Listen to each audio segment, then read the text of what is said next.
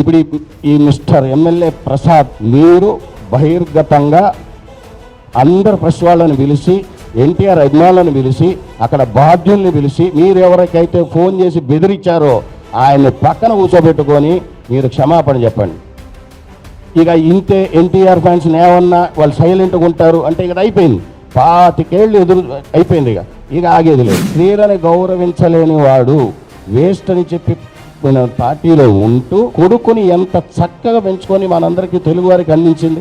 అలాంటి తల్లిని పట్టుకొని నువ్వు అంత పెద్ద పెద్ద మాటలు ఎట్ట మాట్లాడుతావా నువ్వు? అసలు ఆయన మీ ప్రభుత్వం పర్మిషన్ ఇస్తే నీ బోర్డు పెత్తనం ఏది, మళ్ళీ మధ్యలో నీ పర్మిషన్ ఎందుకు తీసుకోవాలా?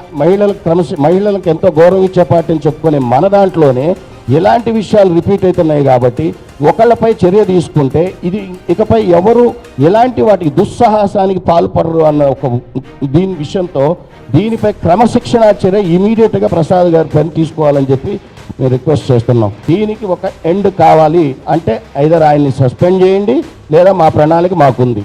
Thank you.